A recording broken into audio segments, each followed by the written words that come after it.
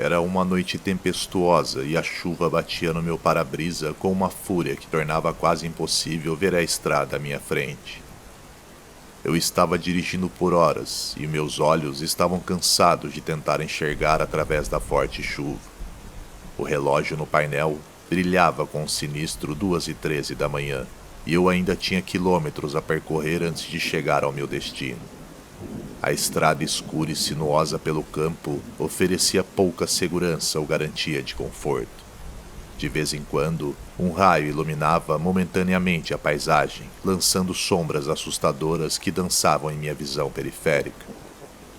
Ao contornar uma curva particularmente acentuada, meus faróis captaram um vislumbre fugaz de algo incomum. No breve momento de clareza, vi uma figura solitária parada em meio à estrada. Ele estava encharcado da cabeça aos pés, com água escorrendo pelo rosto e roupas, mas ao mesmo tempo não fazia esforço algum para se proteger. Ele apenas ficava lá, imóvel, como se tivesse alheio à tempestade ao seu redor. Meu coração deu um salto e eu instintivamente desviei para evitá-lo, quase atingindo por centímetros. Olhei pelo espelho retrovisor, esperando vê-lo desaparecendo à distância. Mas, para minha surpresa, ele ainda estava lá, parado como uma estátua com os olhos fixos no meu carro. A imagem perturbadora ficou gravada na minha mente e um calafrio percorreu a minha espinha. Continuei dirigindo enquanto minha mente devagava com perguntas. Quem era ele e por que estava ali sozinho no meio do nada, numa noite tão terrível? A parte racional do meu cérebro tentou descartar o encontro como uma alucinação causada pelo cansaço e pelo estresse de dirigir em condições ruins. Mas no fundo, eu sabia que o que tinha visto era real. A estrada se estendia e a tempestade não mostrava sinais de trégua. O batimento rítmico da chuva no teto do meu carro se tornou quase hipnótico, me levando a um estado inquietante. Justamente quando comecei a relaxar, o vi novamente. Desta vez, ele estava parado ao lado da estrada, sua figura quase não era visível na penumbra. Meu pulso disparou e eu apertei o volante com mais força, até meus nós dos dedos ficarem mais brancos. Não ousei olhar para trás desta vez, com medo de vê-lo novamente parado no meio da estrada. Minutos pareciam horas enquanto eu dirigia, cada metro parecendo mais longo que o anterior. Meus nervos estavam à flor da pele e meus sentidos em alerta máximo. Cada sopro do vento, cada rangido do carro me fazia pular. Eu não conseguia me livrar da sensação de que estava sendo seguido, mesmo que parecesse impossível. Então, sem aviso, o motor do meu carro engasgou. E para minha infelicidade, depois de alguns metros, assim ele morreu. Os faróis enfraqueceram e as luzes internas piscaram antes de apagar completamente. Fui mergulhado na escuridão e o único som era das grossas gotas incessantes da chuva. Tentei dar partida, mas não adiantou. O carro não pegava de maneira nenhuma. O pânico tomou conta enquanto eu procurava meu celular, esperando chamar por ajuda, mas a tela permanecia teimosamente preta, sem energia. Eu estava sozinho, preso no meio do nada e sem poder contar com ninguém. A escuridão opressiva me pressionava e eu sentia um crescente senso de pavor. No silêncio, ouvi uma leve batida na janela ao meu lado. Minha respiração parou e eu me virei lentamente para olhar. E lá estava ele, a poucos centímetros de distância, com o rosto pálido e magro, com olhos fundos que pareciam me perfurar. Ele levantou a mão e bateu na janela novamente com sua expressão indecifrável. Eu estava paralisado de medo, incapaz de me mover ou mesmo de gritar. Sua boca se moveu e ele murmurou algo, mas eu não conseguia entender suas palavras. Então ele se afastou e por um momento pensei que fosse embora. Mas em vez disso, ele caminhou ao redor do carro com movimentos lentos e deliberados até chegar à porta ao meu lado. Minha mente corria tentando pensar no que fazer. Deveria sair confrontá-lo ou apenas rezar e esperar que ele fosse embora? Mas antes que eu pudesse decidir, Ele estendeu a mão e tentou abrir a maçaneta. E para meu terror, a porta se abriu com um clique. Ele se inclinou, seu rosto agora a poucos centímetros do meu, e sussurrou em uma voz que enviou arrepios pela minha espinha. Você não deveria estar aqui. Depois disso, ele se levantou e desapareceu na escuridão, me deixando em um silêncio atordoante. Os faróis do carro começaram a piscar novamente e percebi que estavam dando partida sozinho, por conta própria. Mas eu nem questionei, apenas acelerei e fui embora sem ousar olhar para trás. Enquanto eu dirigia, a chuva começou a diminuir e a primeira luz do amanhecer rompeu no horizonte. Finalmente, cheguei ao meu destino, exausto e também muito abalado. Tentei me convencer de que tudo não passava de um pesadelo, um fruto da minha imaginação causada pelo cansaço e pelo medo. Mas no fundo, eu sabia a verdade. A figura na estrada era real e seu aviso me assombraria para sempre. Nunca mais peguei aquela rota novamente e evitei dirigir à noite sempre que possível. A lembrança daquela figura solitária, imóvel na chuva, ainda me dá arrepios. Não consigo explicar o que aconteceu naquela noite, mas de uma coisa eu tenho certeza. Algumas estradas devem ser evitadas, principalmente quando a tempestade está forte e as sombras parecem ganhar vida.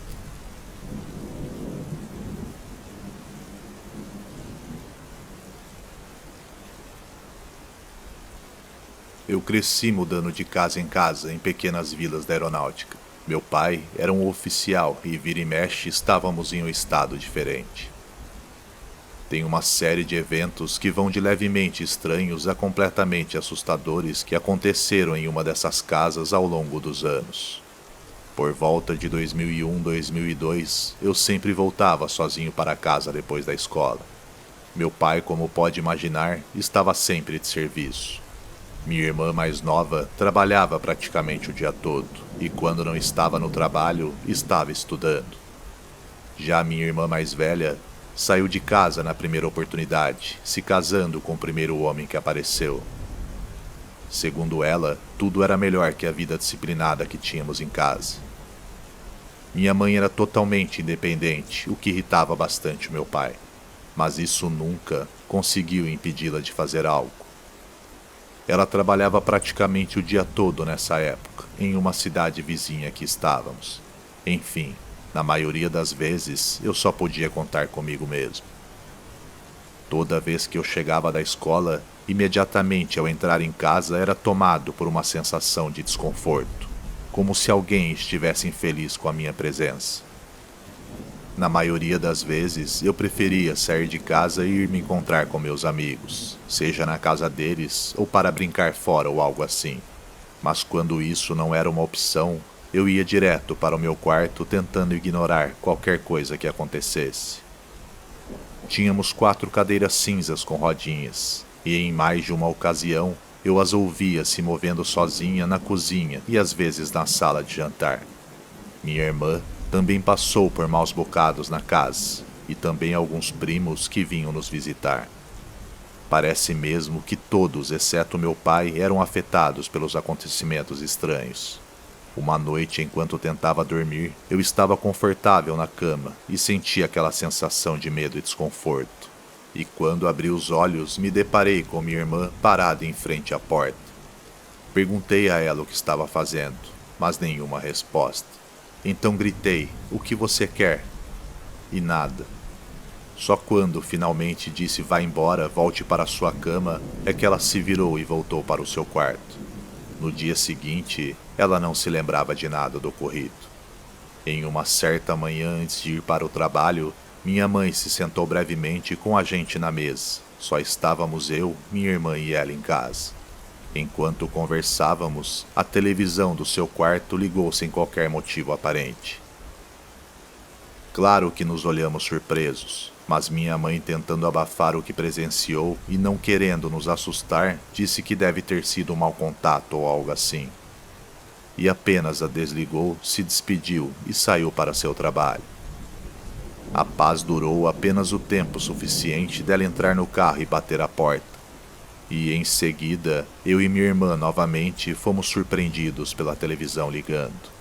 Lembro de sair mais cedo para a escola nesse dia, e ela fez o mesmo, indo adiantada para o seu trabalho. Depois de um tempo naquele local, ouvi alguns rumores meio estranhos e percebi que não era um assunto dos quais as pessoas gostavam de falar. Principalmente na escola. Era como se fosse algo proibido, ou apenas para ser esquecido.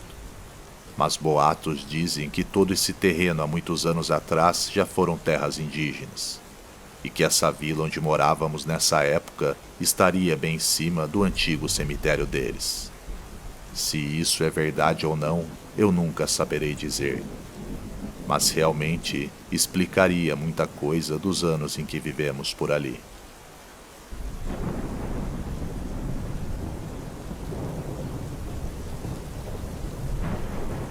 Isso aconteceu no início dos anos 1980.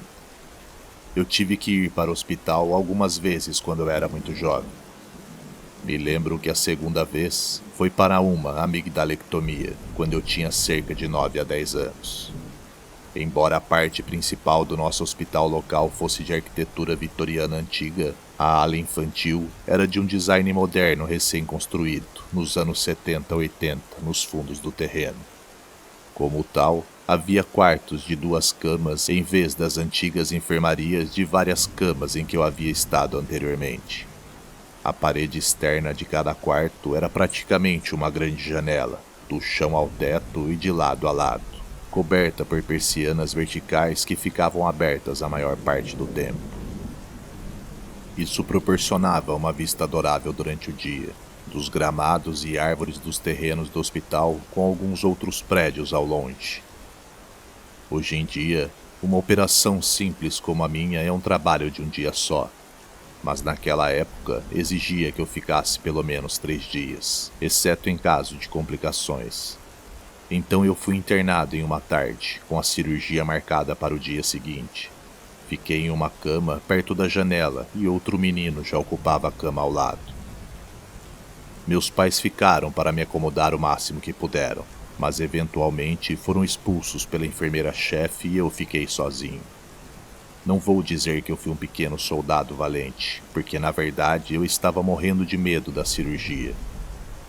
Mas tinha brinquedos e coisa suficiente para me ocupar até que as enfermeiras dissessem luzes apagadas para a noite. Agora é aqui que as coisas começaram a ficar estranhas para mim.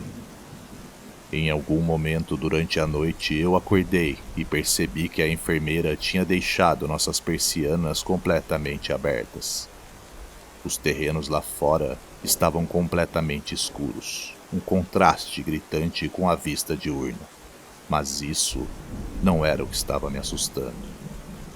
Bem na minha frente, enquanto eu estava deitado de lado para a janela, havia 10 ou mais pessoas pressionadas contra o vidro, todos tentando ficar na frente, empurrando uns aos outros.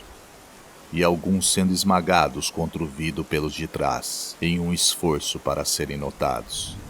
O mais estranho era que, embora estivesse completamente escuro lá fora e quase sem luz do corredor da enfermaria, essas figuras eram altamente detalhadas, como se fossem iluminadas por sua própria fonte e em preto e branco, como fotografias antigas.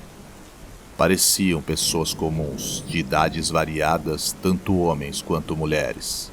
Mas da maneira que se moviam e se expressavam, o mais assustador neles era a ausência de som.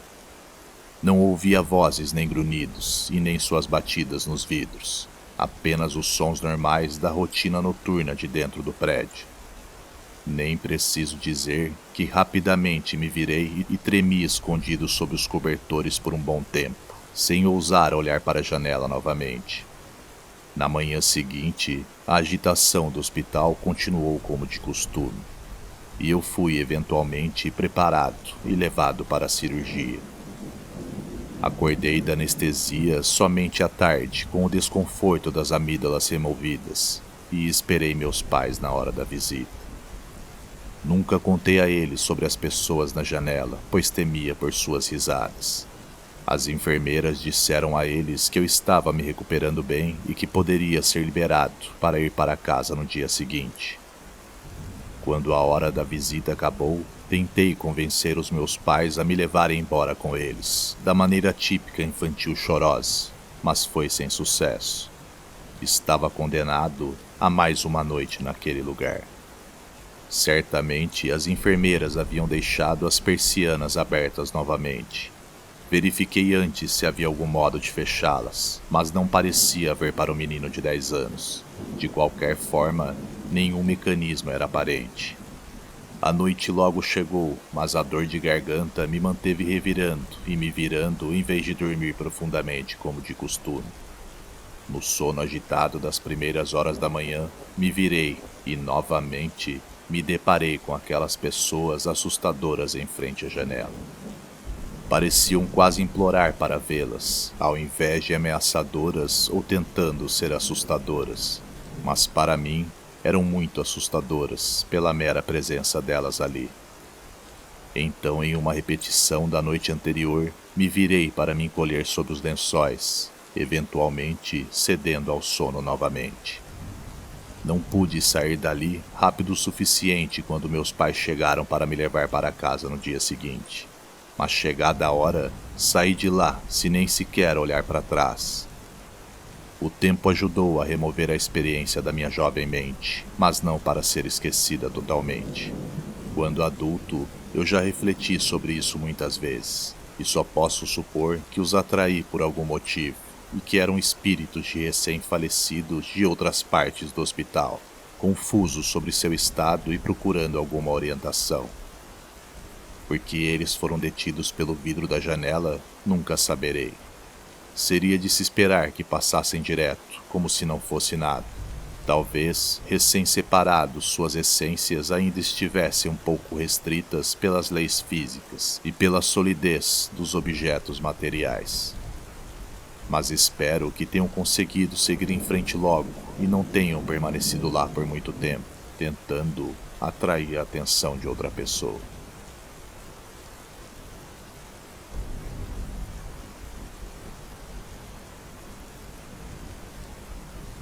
Essa história assombrou minha família por 4 gerações.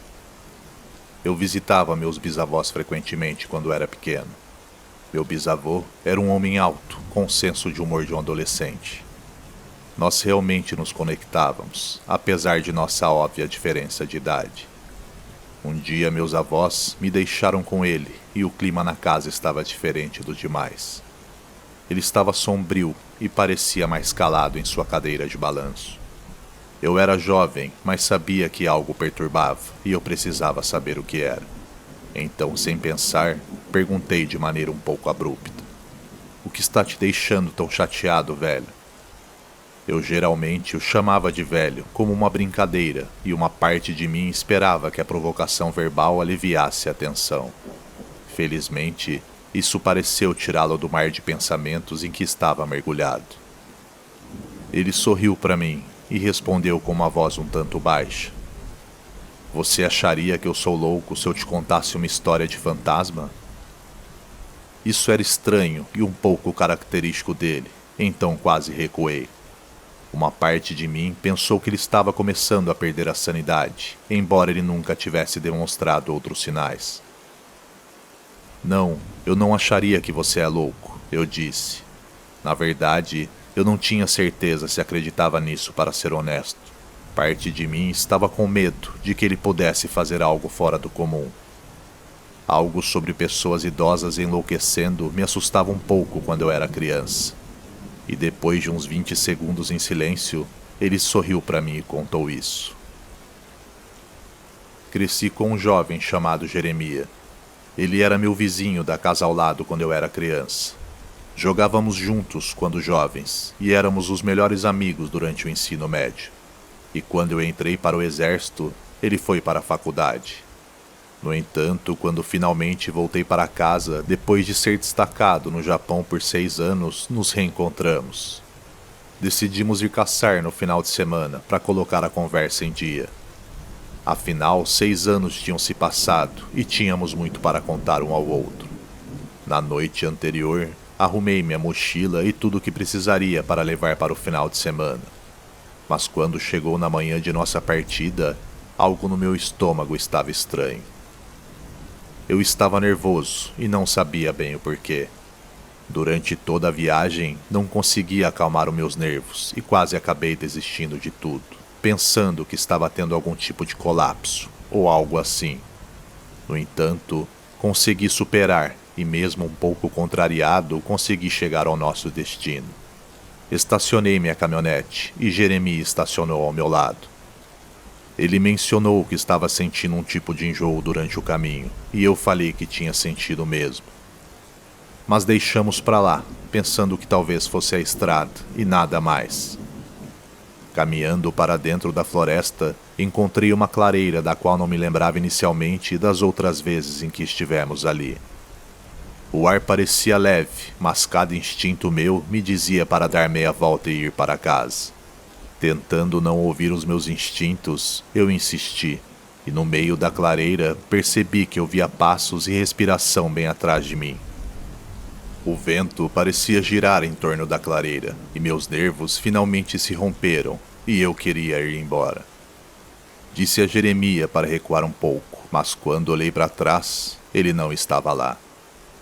Chamei por ele por um tempo e usei o apito que levei. Esperava que ele ouvisse e respondesse com o seu também. Quando ele não respondeu, corri em direção ao local onde estacionamos as caminhonetes. Mas a dele não estava mais lá, e eu fiquei profundamente irritado por ele ter me deixado sozinho na floresta, sem dizer nada. Só me restou sair de lá o quanto antes.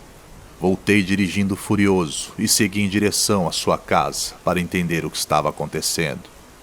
Quando cheguei, seus pais estavam lá. Quando ele completou 20 anos, seus pais tinham lhe passado a casa e não moravam mais lá já fazia alguns anos. Quando perguntei a eles sobre Jeremia, eles ficaram chocados e me deram a pior resposta que eu já imaginei ouvir. Me disseram que nunca tiveram um filho chamado Jeremia. Claro que fiquei muito confuso com isso, e eventualmente comecei a perguntar a nossos amigos na cidade se alguém havia visto ele. Mas ninguém jamais tinha ouvido falar dele. Ele não estava em nossos anuários ou fotos da escola. A única evidência de que ele existiu foi uma lista de coisas que empacotamos para a viagem de acampamento e que ainda tenho. Está desgastada e velha agora, mas tem o nome dele e o que ele deveria levar. Meu bisavô parecia um pouco abatido quando terminou a história, e eu realmente não sabia o que dizer. Me lembro de abraçá-lo e esperar que ele não estivesse perdendo a sanidade. Quando meu avô veio me buscar para voltar para casa, contei a ele que achava que seu pai poderia estar começando a precisar de mais ajuda. Comecei a contar a história que me foi contada, mas logo ele me interrompeu dizendo: "Ele não está começando a perder a sanidade ainda", disse meu avô. "Ele conta essa história com aquele papel na carteira desde que eu era criança. Ele contou isso ao seu pai quando ele estava crescendo também. Eu acredito nele, ou pelo menos que ele realmente acredita nisso." Eu não sabia como lidar com isso, já que meu avô não acreditava em fantasmas, alienígenas ou qualquer criatura mística. Ainda penso nisso às vezes, desde que meu bisavô faleceu. E ainda tenho a lista de itens para a viagem de caça, que ele e seu amigo Jeremia deveriam ter levado. Se Jeremia era um espírito que o acompanhou em grande parte de sua vida, ou só algo criado por sua imaginação, acho que nunca saberemos.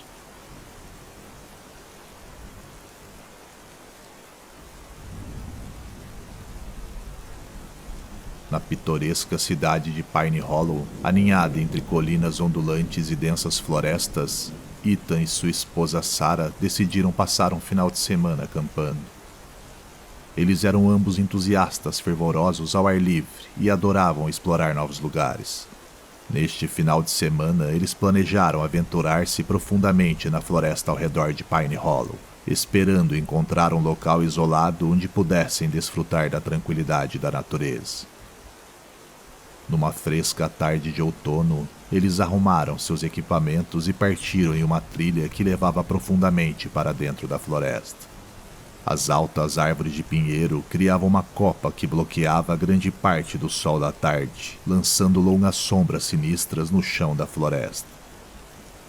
O ar ficou mais frio e os sons da cidade desapareceram, substituídos pelo farfalhar das folhas e pelo ocasional estalo de um galho sob seus pés.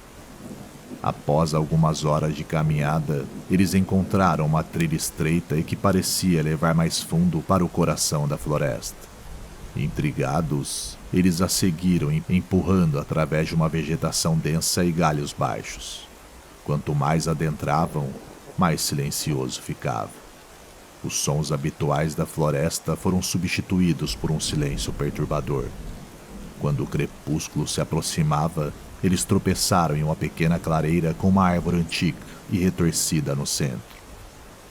A árvore parecia fora de lugar, com seus galhos retorcidos estendendo-se como dedos esqueléticos.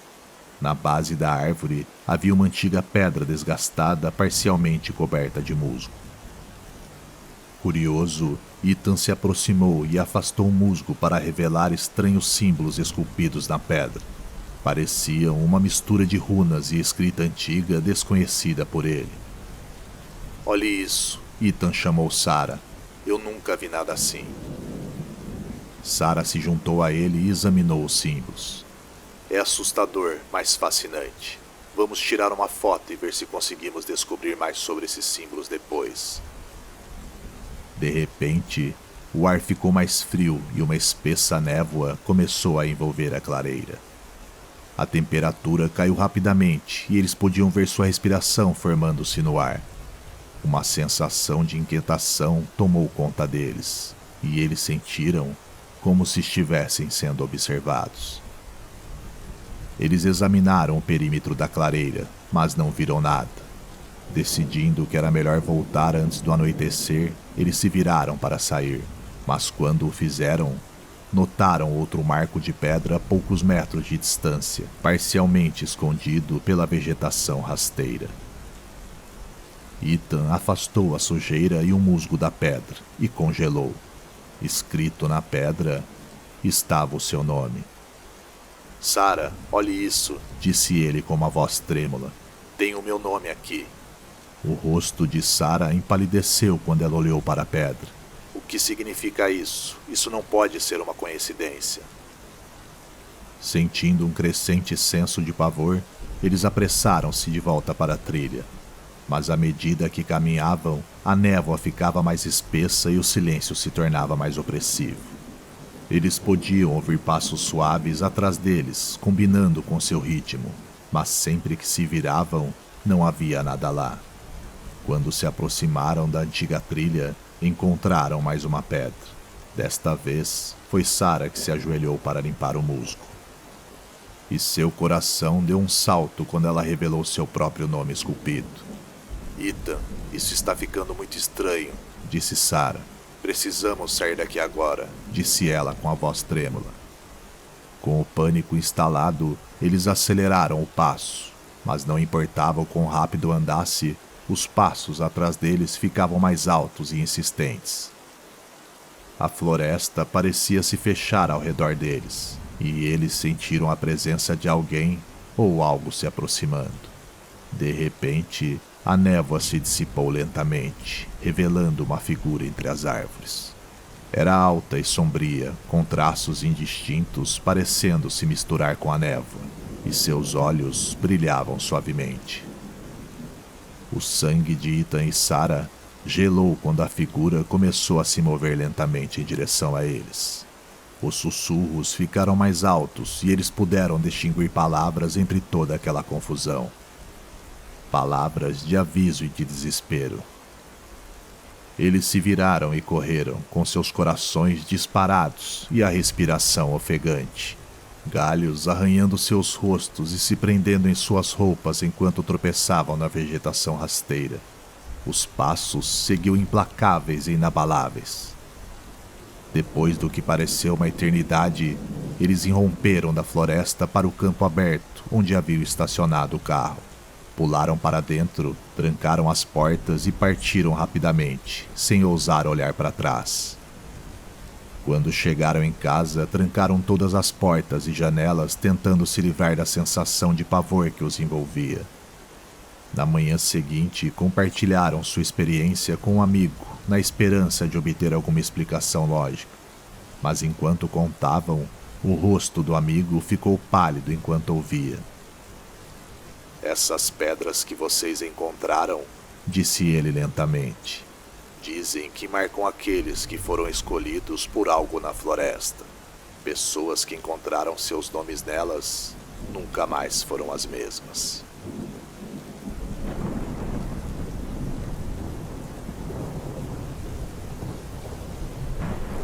Eu sempre amei caminhar. Gosto da serenidade da natureza e a sensação de estar a quilômetro de distância da civilização. Aquele fim de semana deveria ser apenas mais uma viagem relaxante ao interior, mas logo se transformou na experiência mais aterrorizante da minha vida. Começou como qualquer outra caminhada. Saí cedo pela manhã, com o sol começando a nascer, lançando um brilho dourado sobre a vasta mata. O ar estava fresco e cheio do cheiro de terra dos pinheiros. Eu tinha um mapa e um GPS, confiante de que poderia navegar pelas trilhas sem problemas. Planejei seguir um caminho bem conhecido que voltava ao acampamento ao anoitecer. Mas algumas horas depois, o tempo começou a mudar. O céu escureceu e as nuvens ficaram ameaçadoras, e uma leve garoa começou a seguir.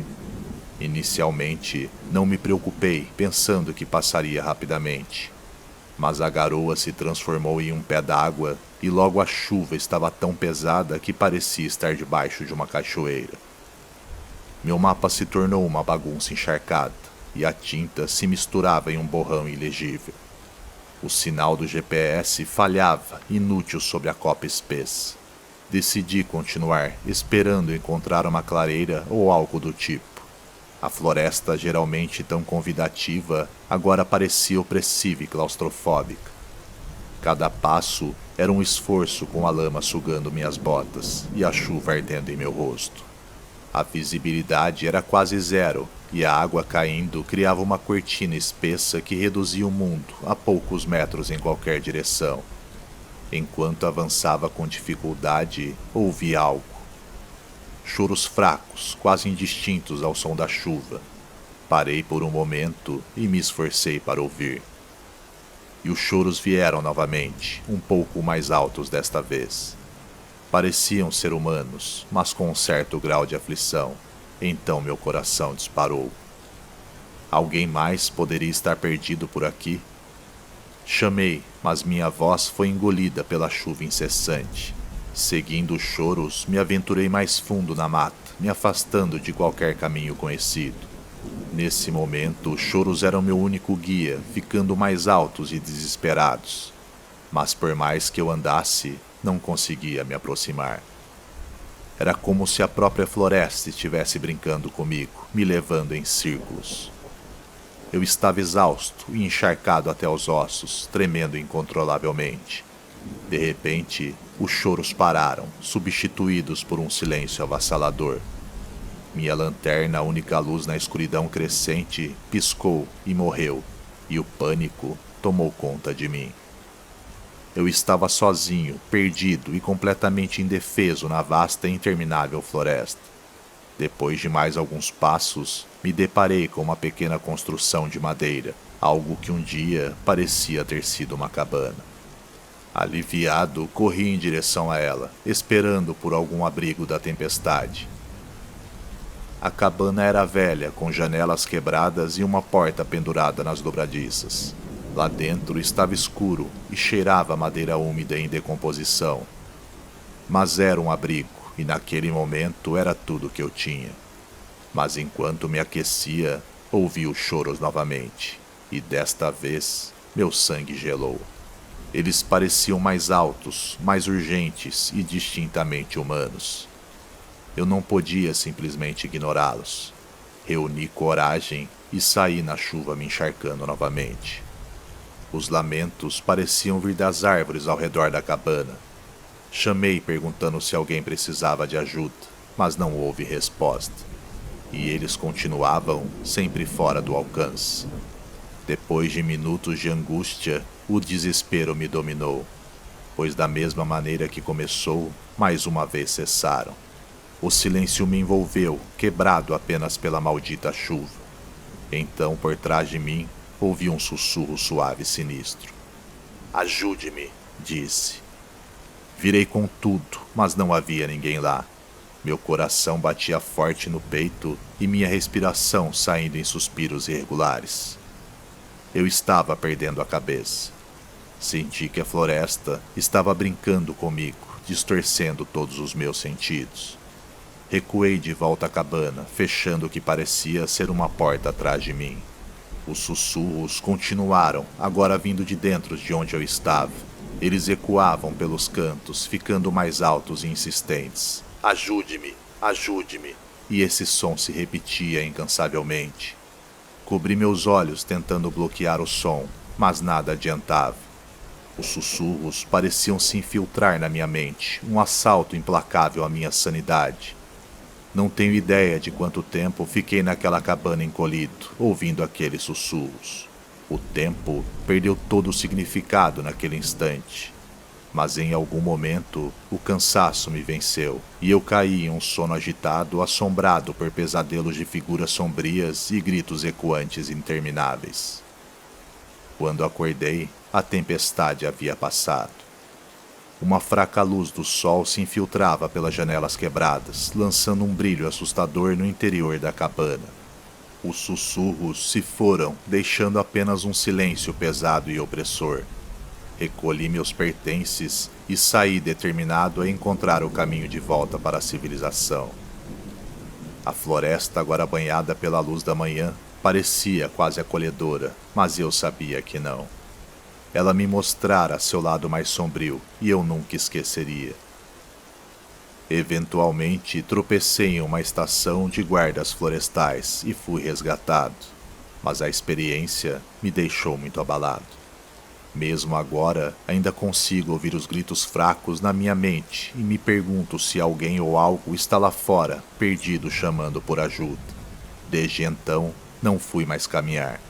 A floresta, que antes era um lugar de paz e solidão, agora guarda um terror que não consigo afastar.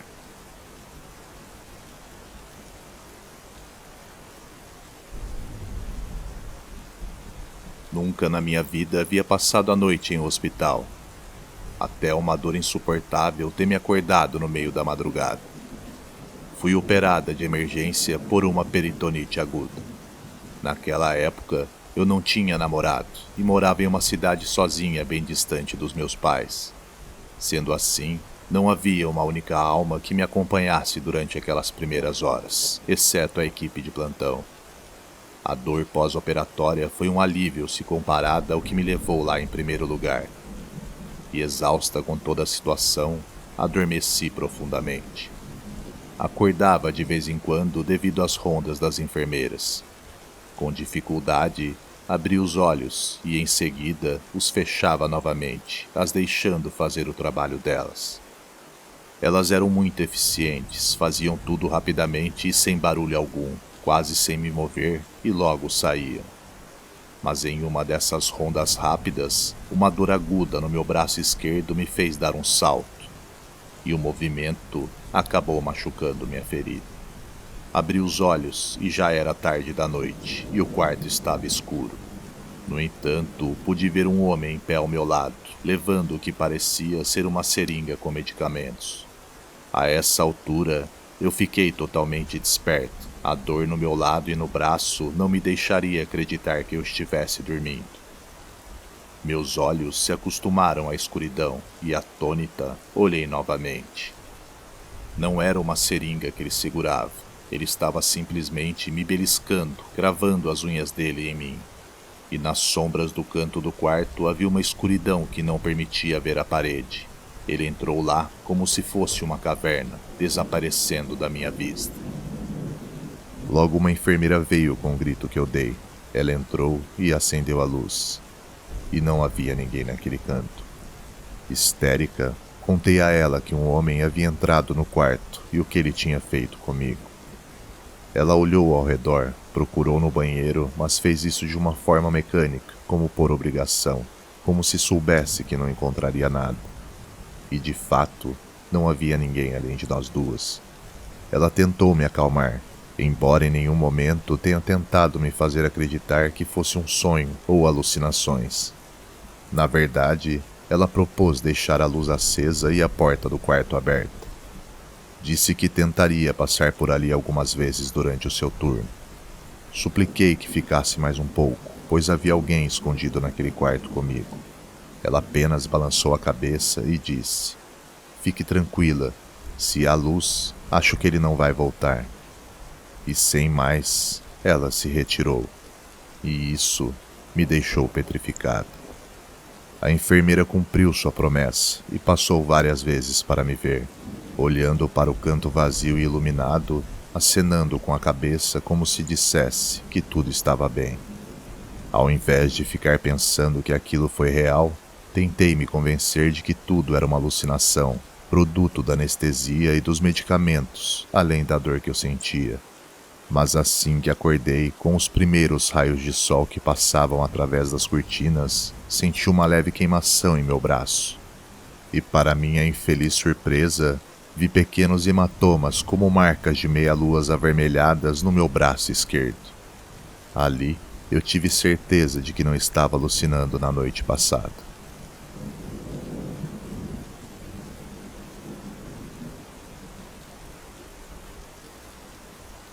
Aos 19 anos, logo após noivar, eu e meu noivo decidimos morar juntos. A casa não era lá essas coisas, mas como estávamos começando, decidimos que era lá que iríamos ficar. A casa tem a construção antiga e foi construída em 1926. E embora não acreditasse em fantasmas ou coisa do tipo nessa época, essa casa fez com que eu mudasse de opinião por várias vezes. A primeira vez que algo aconteceu foi logo após a mudança, já no primeiro mês. Estava no banheiro passando maquiagem para sair, quando vi e ouvi a maçaneta da porta balançar como se alguém estivesse tentando entrar. Presumi que era meu noivo e que estivesse brincando comigo. Então, abri a porta com tudo, mas ele não estava lá. Na verdade, não havia sinais de ninguém ali, e a porta do quarto também estava encostada. Quando fui atrás dele para falar sobre o acontecido, o encontrei na sala jogando com seu fone de ouvido. Com o tempo, tive mais experiências e ouvi alguns barulhos sem origem distinta. E vira e mexe tinha uma sensação estranha na nuca, como se alguém estivesse sempre atrás de mim, me observando. Contei a ele por diversas vezes sobre minhas experiências na casa, mas ele sempre ria e nunca acreditava em mim. Até que certa madrugada eu já me encontrava dormindo e ele estava acordado mexendo no celular. Nossos 2 cachorros estavam dormindo aos pés de nossa cama também. Por volta das 3 horas, um estrondo alto acordou a mim e despertou meus cachorros também, que em seguida começaram a latir e rosnar para algo que não podíamos ver, mas que aparentemente estava atrás da porta fechada de nosso quarto, que dava para o corredor. A essa altura, eu me encontrava completamente aflita e assustada, principalmente pela forma em que fui acordado. Meu noivo imediatamente se levantou, olhou pela janela e não viu nada. Em seguida saiu do quarto e depois voltou, pegou sua arma e me disse para chamar a polícia. A expressão em seu rosto quando voltou para o quarto me disse tudo o que eu precisava saber. Alguém estava em nossa casa. Liguei para a polícia e fiquei na linha com a atendente. Meu noivo insistiu que ouviu e sentiu alguém andando no andar de baixo, tanto que me fez ligar para a polícia. E isso ele jamais faria se não tivesse a certeza de que alguém estava lá. Demorou aproximadamente uns 10 minutos para 3 policiais chegarem à porta de casa. Em seguida, entraram e vasculharam toda ela, exceto o quarto onde estavam os cachorros, e não encontraram nada. Não havia nada que pudesse ter feito barulho. Todas as portas estavam trancadas com trincos, e nada no andar de baixo havia sido tocado ou parecia estar fora de lugar. Procuramos em todos os lugares e não conseguimos encontrar nada ou o que tenha causado aquele barulho. Meu noivo disse que o barulho soava exatamente quando eu estava andando, como se estivesse tentando andar silenciosamente pela casa, passando pela sala de estar em direção à sala de jantar. E para deixar tudo ainda mais estranho, as câmeras internas da casa não captaram nenhum movimento. Era como se o barulho tivesse vindo do interior da casa correndo por ela, como uma espécie de vibração. Mas uma coisa vale mencionar. Ele e eu tínhamos acabado de conversar na tarde de domingo como eu estava convencida de que a casa era assombrada, e ele descartou completamente a ideia. Quais eram as chances disso acontecer às 3:30 da manhã do dia seguinte, quando só ele estava acordado? Seguimos ouvindo alguns leves barulhos e aquela sensação que não me deixava. Mas não passamos nada mais tão assustador quanto aquela noite novamente.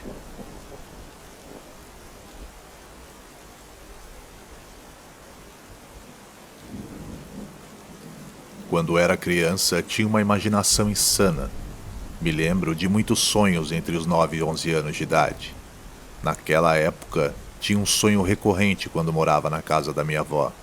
Eu ficava no que chamávamos de quarto rosa e meus pais dormiam na outra parte da casa. Por várias noites, acordei com uma mão decepada no meu rosto. Me lembro de tentar convencer os meus pais a me deixarem dormir com eles, lhes contando sobre a mão, mas eles me diziam que era apenas um pesadelo. E ao longo dos anos foram inúmeras as vezes que acordei dessa forma, com uma mão ossuda e dedos compridos que se aproximavam do meu rosto lentamente, me fazendo tremer dos pés à cabeça. A mim só restava cobrir o rosto com a coberta e ficar ali parado, até finalmente ser vencido pelo cansaço e pegar no sono novamente. Aos 17 anos, meus pais já haviam se separado, e eu fui passar um final de semana na casa da minha mãe e de seu novo namorado. Estávamos jantando quando ele então puxou conversa, falando sobre como achava que a casa da minha avó era assombrada. Fiquei atento, porque sempre achei que a casa tinha algo de errado, além do meu pesadelo recorrente. Ele contou que dias atrás, quando tiveram que dormir lá, pois a saúde da minha avó com o tempo estava piorando, e acabaram se ajeitando no quarto rosa para passar a noite. Ele disse que a certa hora da madrugada foi despertado pelo som de algo se arrastando, e quando abriu os olhos, viu que parecia uma mão se encolhendo para trás da cortina. Fiquei realmente surpreso, porque não só parecia um pesadelo que eu tinha frequentemente na infância, mas também porque nunca havia contado isso a ninguém. De alguma forma, eu e esse cara tivemos a mesma experiência no mesmo quarto, na mesma casa e depois de anos. Não me senti tão louco depois disso, e agora fica uma pergunta. Quantos daqueles pesadelos que pensei ter tido quando era criança não eram realmente reais?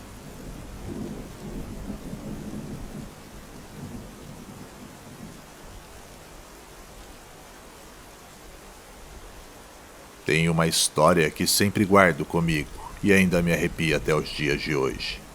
Quando eu tinha cerca de 15 anos, minha família decidiu ver um filme em um dos cinemas mais antigos da minha cidade. Assim que nos sentamos, me lembro de uma senhora com cabelos loiros encaracolados sentada bem atrás de mim.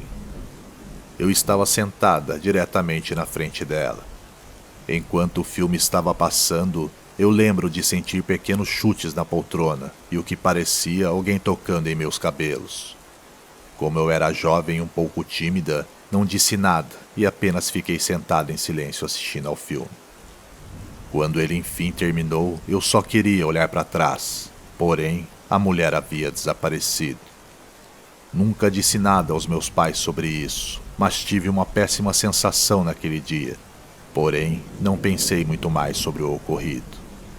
Passaram-se 2 meses e eu e meus amigos estávamos brincando do lado de fora da minha casa. A minha casa ficava em uma rua sem saída e o meu quarto dava diretamente para onde estávamos. Enquanto brincávamos, meu amigo me chamou dizendo: "Quem está no seu quarto?" E quando eu olhei e para minha infeliz surpresa, Era a mesma senhora do cinema que estava acenando para nós, através da janela do meu quarto.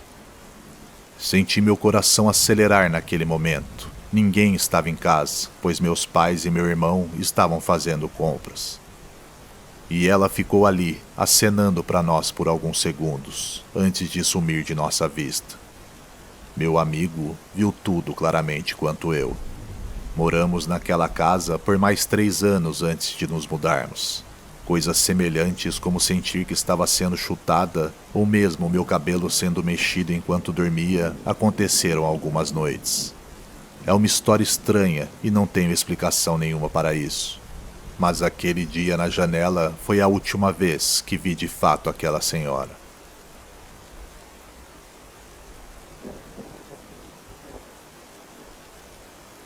Alguns anos atrás, nos mudamos da casa onde todos os eventos a seguir aconteceram. Não tenho uma explicação sólida para nenhum deles, mesmo após anos debatendo como poderiam ter ocorrido. E nem todas essas histórias são da minha perspectiva. Alguns dos meus outros familiares e um amigo também contribuíram para essas experiências. Minha família e eu somos muito religiosos e acreditamos em Deus e também em espíritos. Não sei se o fato de sermos supersticiosos poderia ter afetado a nossa percepção do que aconteceu diante de nossos olhos. Mas para mim, elas realmente aconteceram. Voltando anos atrás para a nossa antiga casa onde tudo aconteceu, vou começar pelo que eu experimentei. Ainda estou apavorado com essa primeira experiência e me lembro exatamente de como me senti no momento em que ela aconteceu. Minha irmã e eu dividíamos um quarto naquela casa e tínhamos uma beliche nessa época. Ela ficava na parte de cima e eu na parte de baixo. Não tinha ninguém no quarto comigo e eu estava apenas envolvido com meu celular em minha cama. Nesse exato momento, a porta estava fechada e não era possível ouvir mais nenhum tipo de ruído em toda a casa. Tudo estava assustadoramente silencioso, até demais para 1 hora daquela em plena tarde. Claro como a luz do dia, ouvi uma respiração vinda da parte de cima da beliche. Como já disse, estava sozinho no quarto e parecia a respiração pesada de um velho. Claro que fiquei apavorado e prendi minha respiração para ter certeza do que estava ouvindo. E ouvi ela mais uma vez, em alto e bom som. Era assustador e eu não ia ficar lá. Literalmente saí correndo do meu quarto e até hoje não sei o que poderia ser. Mas com certeza não era eu e nem ninguém da minha família. Passado algum tempo, fui confrontado novamente por algo, mas agora no quarto dos meus pais e mais uma vez estava sozinho em casa. Me lembro de estar sentado na cama deles, fazendo lição de casa ou algo assim. E juro por Deus que vi minha avó no quarto comigo. O problema é que ela havia falecido alguns meses antes. Também senti uma presença forte de algo assim que a vi. E foi uma sensação tão forte que lágrimas desceram dos meus olhos. Tudo durou apenas alguns minutos, mas foi o suficiente para nunca mais me sentir confortável naquela casa. Como disse no início, não foi apenas eu que passei por situações apavorantes naquele lugar. Certo dia, minha irmã estava com uma amiga em casa e elas assistiam a um filme na sala quando decidiram fazer uma pipoca. Quando as duas chegaram até a cozinha, falaram que me viram sem dúvida nenhuma enquanto saía pela porta. E mesmo me perguntando sobre onde eu iria ou algo assim, eu não teria tido nenhuma reação e teria apenas saído. Só para ficar claro, essa era a única porta de entrada e saída da casa. Quando estavam voltando para a sala, se depararam comigo descendo pelas escadas. E pude ver a cara delas de espanto, como se realmente tivessem visto uma assombração. Confusas, me perguntaram por onde eu tinha entrado, já que alguns minutos antes me viram saindo pela porta. Mas eu não tinha ido a lugar nenhum naquele dia, e muito menos passado pela porta de casa. Esses tipos de incidentes se tornaram frequentes através dos anos em que vivemos por lá. E somente próximo à nossa mudança, em um churrasco de um dos vizinhos, minha mãe se deparou com a história trágica da casa. Um dos vizinhos, que tinha extrapolado um pouco no álcool, acabou falando mais do que deveria. Ele contou que anos atrás, antes de nos mudarmos, um homem havia sido assassinado dentro da casa. E nunca souberam, na verdade, o real motivo disso. Os outros vizinhos tentaram calá-lo, mas já era tarde demais e tal segredo teria vindo à tona. Um segredo que claramente a vizinhança não queria que outros soubessem, por um bom motivo. Não temos ideia de onde ou como tudo aconteceu, mas depois que minha mãe nos contou isso e de nos mudarmos da casa, nunca mais voltamos a vê-lo novamente, e nem fizemos questão de nos aproximarmos daquela região. Preferimos esquecer aqueles dias e deixar apenas guardados como péssimas lembranças do nosso passado.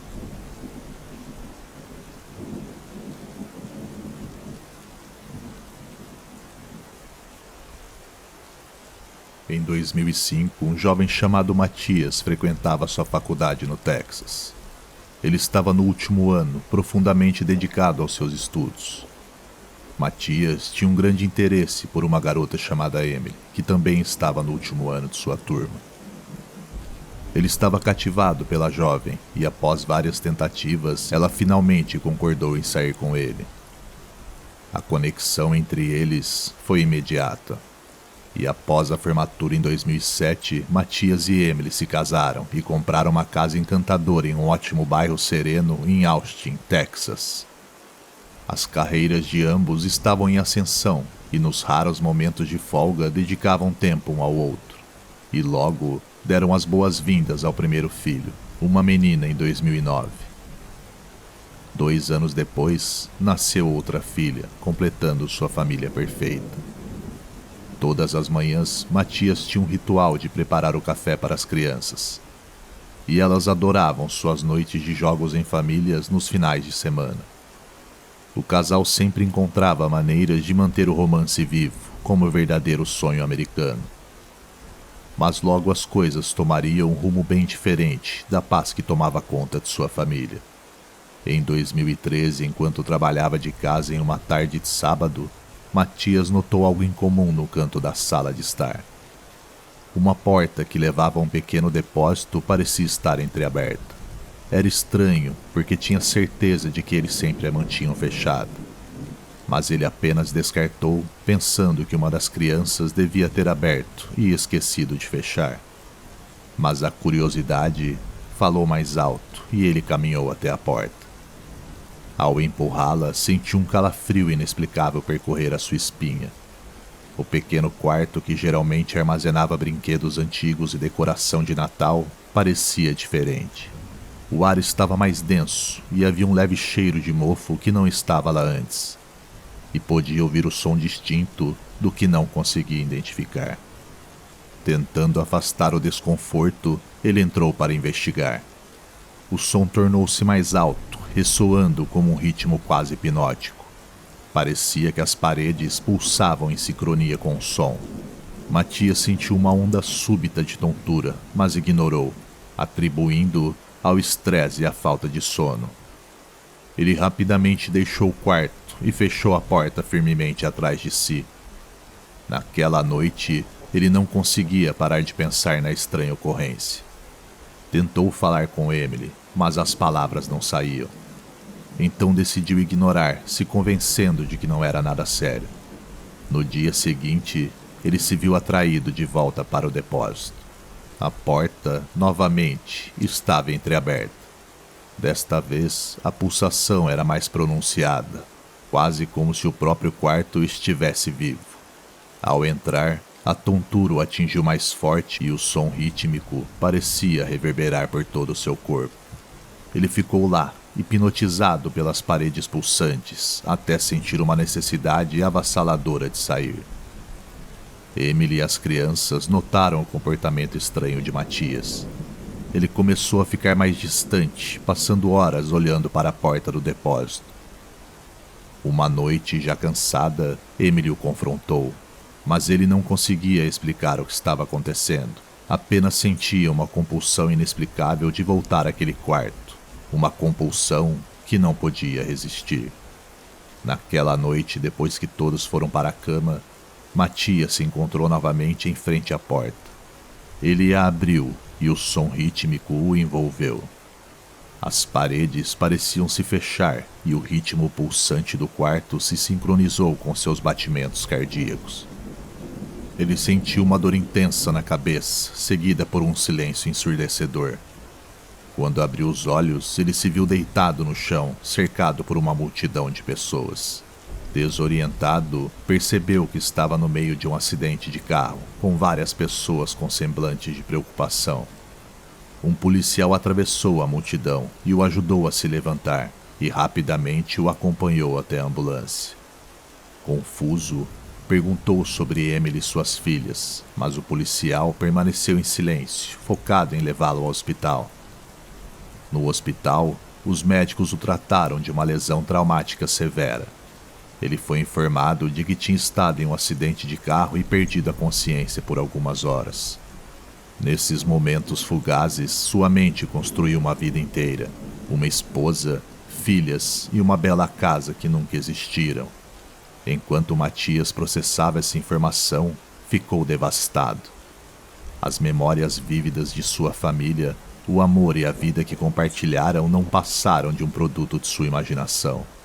O luto por perder uma família que nunca existiu pesava sobre ele.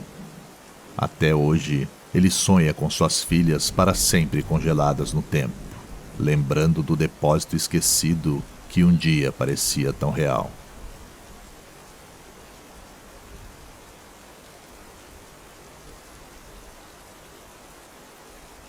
Na pitoresca cidade de Haverfield, aninhada entre as florestas vastas e colinas envoltas em neblina, havia uma loja de antiguidades conhecida como Antiquário do Marlon. A loja, com seus pisos de madeira rangentes e o cheiro de livros velhos e bronze, era um tesouro de objetos de épocas passadas. Ela era administrada por Eleanor Morrow, uma mulher única, cujo olhar atento tornava sua loja uma visita obrigatória para colecionadores e curiosos.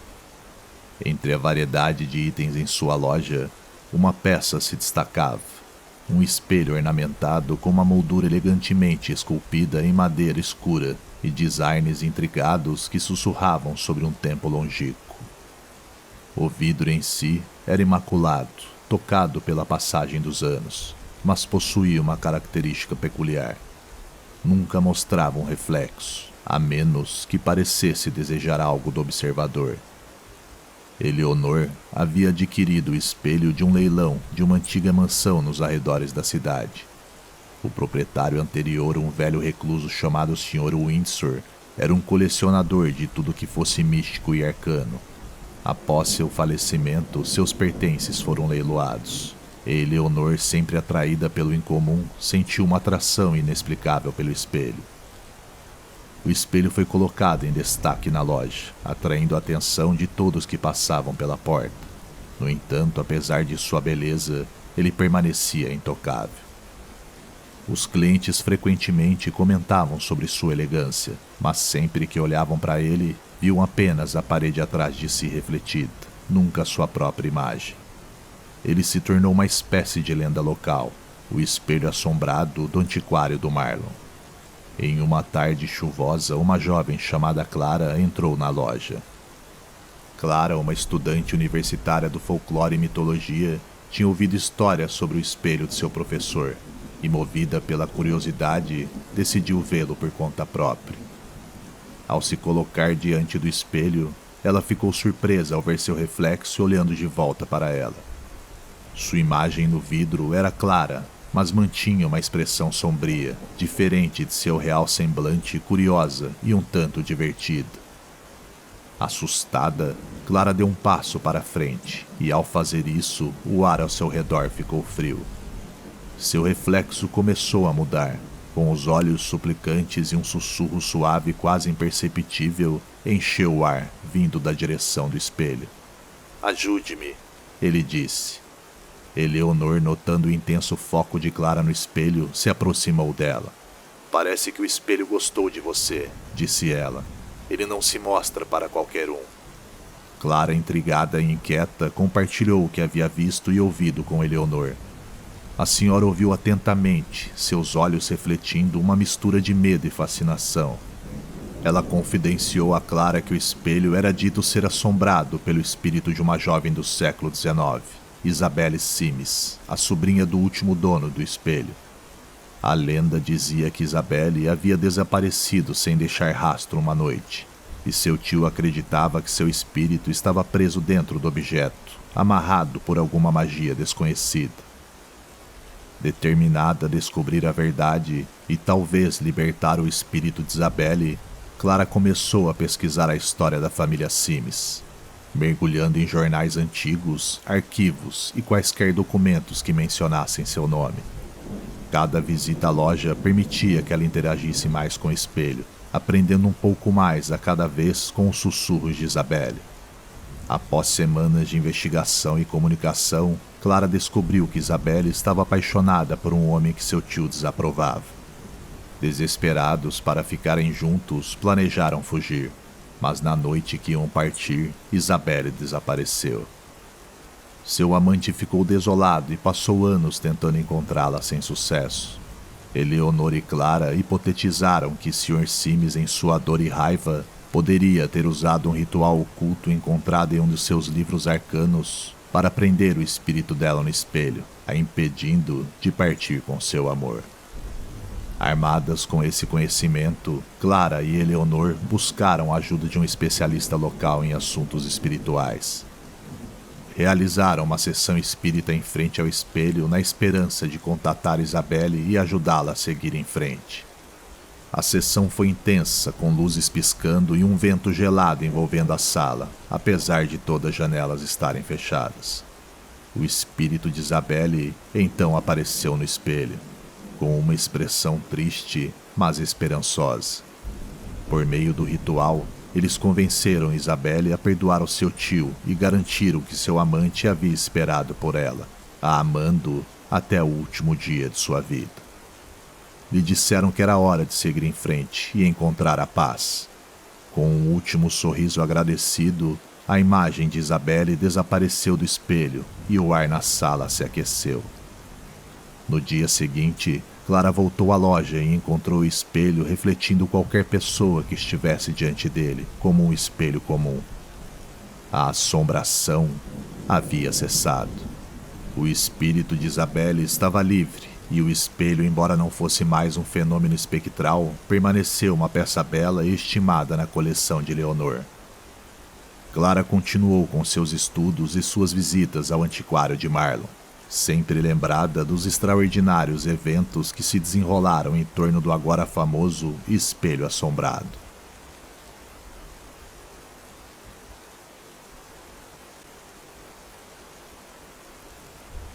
Há alguns anos tive que internar o meu filho em um estado de urgência. Ele sentia fortes dores abdominais, tanto que chorava enquanto se dobrava de dor. Naquele tempo, ele tinha apenas 14 anos e meu desespero só aumentava em vê-lo naquele estado, sem poder fazer nada. Ele tremia muito quando enfim conseguiram uma sala disponível para colocá-lo, e como um instinto de mãe, não queria soltar a mão dele. E apertava com tanta força que tiveram que me arrastar para fora da sala. Nervosa e sem saber muito o que fazer, aguardei por aproximadamente 1 hora, quando o médico que o atendia trouxe a pior notícia que uma mãe poderia ouvir. Segundo ele, seu estado era gravíssimo e provavelmente não passaria daquela noite. Não consigo nem descrever o que senti naquele momento, mas foi algo imensurável que não desejo a ninguém. Aquela notícia me devastou por inteiro. Sentada na sala de emergência, um filme passou pela minha cabeça. Recordava desde o dia em que descobri que estava grávida, até quando começou a dar seus primeiros passos, inclusive o momento em que chegamos aqui, quando começaram aquelas dores. Estava tão envolvida em meus próprios pensamentos que nem percebi quando uma senhora se sentou ao meu lado. Com uma voz amável, me perguntou quem eu estava acompanhando. Mesmo com um nó na garganta que eu estava sentindo na hora, consegui responder a ela que era o meu filho. Sorrindo de uma maneira gentil, aquela senhora disse: "Não se preocupe, pois ele é um jovem forte e logo você o levará para casa." Seu médico é um dos melhores do hospital e em breve lhe trará uma ótima notícia. De início, achei as palavras daquela senhora absurdas, pois o médico já havia dito que seu estado era grave, mas por fim entendi que só estava tentando ser gentil e me consolar.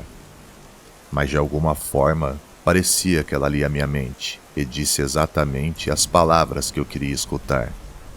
Ela seguiu falando, me contou que também era mãe e que sua filha também ficou um tempo internada, mas agora tinha vindo buscá-la. Mas quando ia perguntar o motivo pelo qual ela estava internada, uma enfermeira interrompeu, me chamando rapidamente. Nessa hora, enquanto levantava, senti uma fraqueza tremenda, a ponto de quase desmaiar. Tinha certeza que tinham me chamado para dar a péssima notícia. Tirando forças de onde eu não tinha, segui ela até a sala do médico. Quando cheguei, seu semblante me deixou confusa, pois não parecia alguém que ia dar uma trágica notícia a uma mãe. Nessa hora, cheguei a me descontrolar por alguns segundos, ficando inconsolável. Então ouvi lá no fundo: "Calma, senhora, seu filho está bem. Ele está lutando e o medicamento está agindo. Sua temperatura já baixou bem e acreditamos que nem será necessária uma cirurgia, mas para garantir, ele ficará em observação por alguns dias." O alívio que senti nesse momento foi imediato. Senti como se meu filho tivesse sido tocado e toda a minha angústia tivesse sido retirada de dentro do meu peito.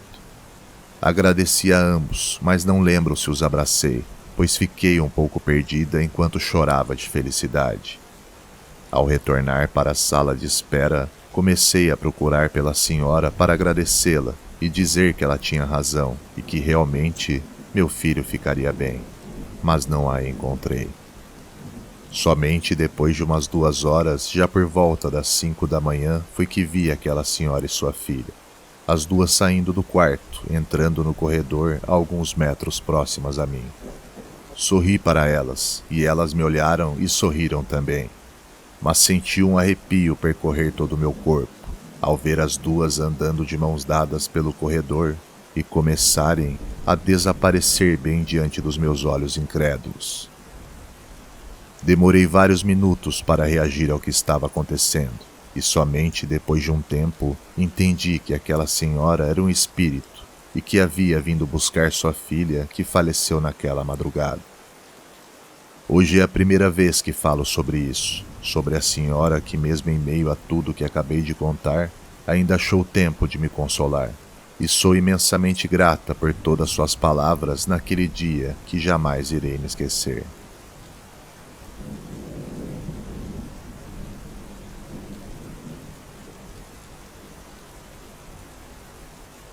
Há 13 anos, eu trabalhava em um hospital infantil na cidade de Vitória.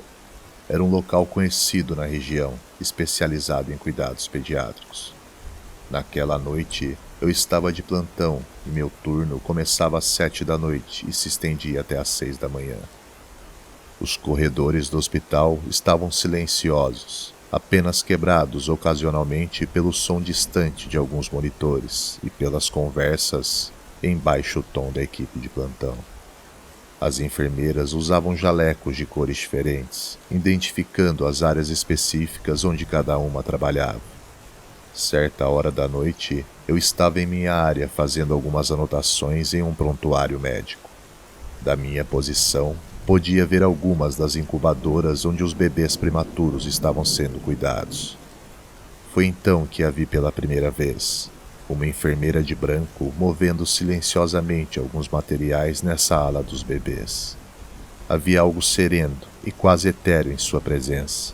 Observei enquanto ela pegava um dos bebês e o segurava com bastante cuidado, embora parecesse um pouco desajeitado. Mas pela cor do seu jaleco entendi que não estava em sua área, então apenas atribuí a isso. Era uma cena normal, então não dei muita importância no momento, pois tudo parecia tranquilo. Mas 1 hora depois, uma das enfermeiras veio me convidar para tomar um café. E aproveitei a oportunidade para perguntar sobre sua nova colega. "Temos uma nova colega de trabalho?" perguntei casualmente.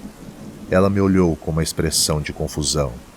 Não, por que você me pergunta isso? Expliquei a ela que havia visto uma enfermeira de branco segurando um dos bebês. E novamente a expressão dela mudou, ficando mais séria. Doutora, não havia ninguém naquela área, muito menos alguém usando jaleco branco. Senti minha espinha gelar aos poucos nessa hora, pois tudo para mim tinha que ter uma explicação lógica. Tentei racionalizar o que tinha visto. Talvez fosse o cansaço, a iluminação baixa ou apenas minha imaginação pregando peças. Mas no fundo, eu sabia o que tinha visto. Naquela noite, terminei meu plantão com um sentimento de inquietação e curiosidade. Quem era ela e por que apareceu no mundo dos vivos estando morta? Nunca mais a vi, mas a experiência permaneceu comigo, como um lembrete de que há mais entre o céu e a terra do que nossa vã filosofia pode compreender.